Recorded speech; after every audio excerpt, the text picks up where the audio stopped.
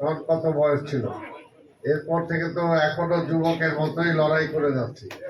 আমরা তো চাই যে যুবকরা আরো এগিয়ে আসুক এবং বর্তমানে যারা যে সমস্ত যুবক দিনের আছে তাদেরকে সঠিক পথে নিয়ে আসুক।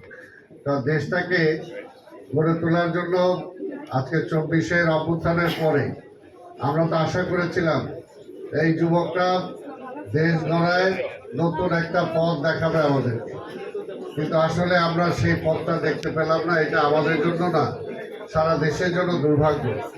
আমরা তো চেয়েছিলাম যে তাদের মধ্য দিয়ে আজকে সমাজের যে অধপতন হয়েছে, সমাজে যে পচন ধরেছে, আজকে রাজনীতিতে বলি, সংস্কৃতিতে বলি, আজকে সব কিছুতেই বলি যে পচন ধরেছে, এই পচন থেকে একটা সুন্দর বাংলাদেশ তারা উপহার দেবে, এটি আমরা আশা করেছিলাম।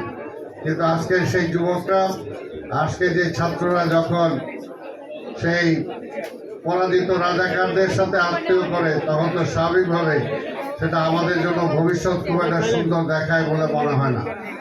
তা আমি আসলে বক্তব্য দীর্ঘায়িত করবো না।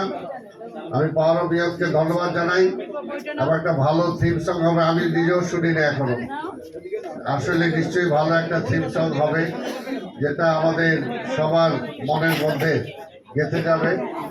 এবং তার চেয়ে বিষয় যে আজকে আমরা এখানে একত্র হয়েছি, বেবি নাজরীন যদি